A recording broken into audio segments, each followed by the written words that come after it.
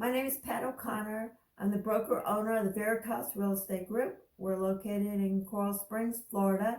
And today I want to talk about Section 8 housing from a landlord's point of view. This is available through HUD, the Department of Housing and Urban Development, that is an office within the U.S. government.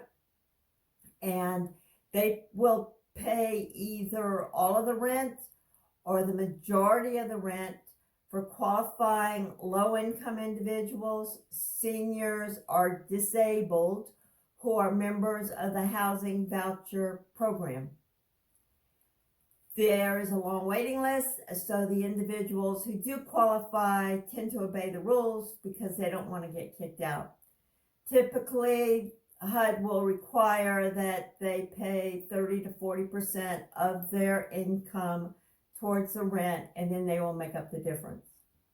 As a landlord, the first thing that you want to do is contact your local housing authority. In Broward County, there's a Broward County Housing Authority located in Lauderdale Lakes, but there is also a housing authority in most of the major cities within Broward County. You want to call them and request that an inspector come out to look at the property. They'll come with a checklist and look for clean sanitary conditions.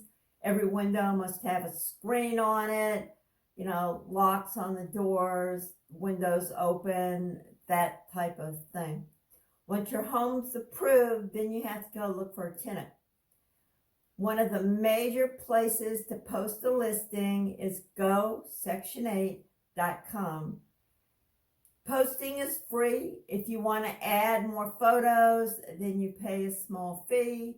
People from all over the United States can see your listing and they can contact you.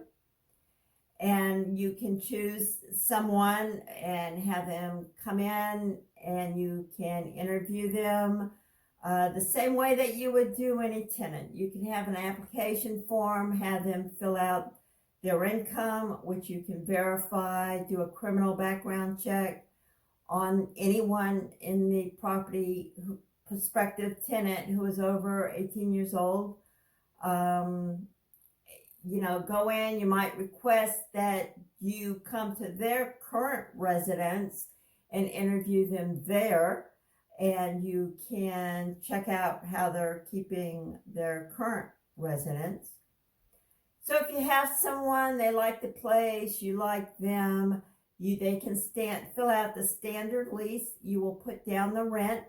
Their voucher will have an amount that they're approved for, but if your property is worth more, then HUD may come in and say, okay, the fair market rent for this neighborhood is higher than what we expected, and they will okay it.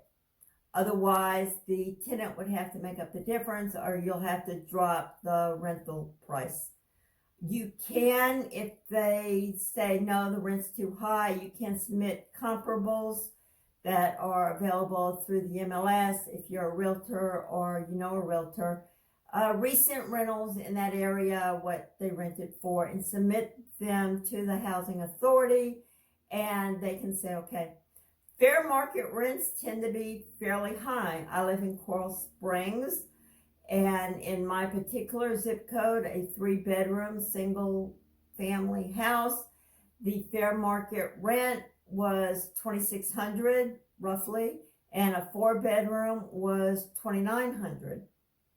Other zip codes may be higher or lower, but that's, in my neighborhood, that is what you could qualify for without submitting any other comparables to the housing voucher program. So they'll have a lease. The housing authority will have an additional form for you to sign, 1099. They will do direct deposits to a bank account for you. They'll give you the sheet of rules. These tenants can be evicted if they fail to pay. You have to follow the procedures set out in the Florida Landlord Tenant act. Typically you just post a written notice on the door and tell them that they have 3 business days to either vacate the property or to pay up. In my own experience, I had to do it a couple of times, and one was fairly heartbreaking.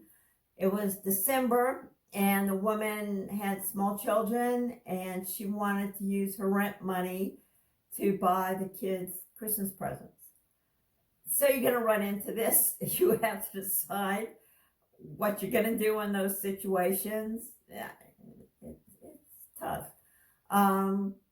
But once you post it, they come up with the money, in my experience, because if they don't, and you go through the eviction process, they will be kicked out of the program and no longer eligible for Section 8. So that winds it up. It's a good program. You can get the money directly deposited from HUD in your bank account. The tenants tend to, obey the rules.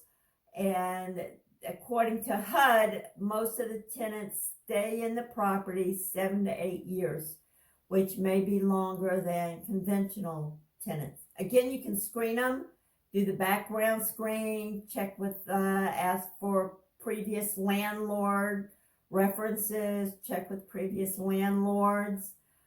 The rent is fair market rent for the neighborhood, so there's not much of a downside to it. If you want more information, you can check the link here. I have the HUD webpage, but you can also Google Section 8 landlord information, and you'll come up with multiple links.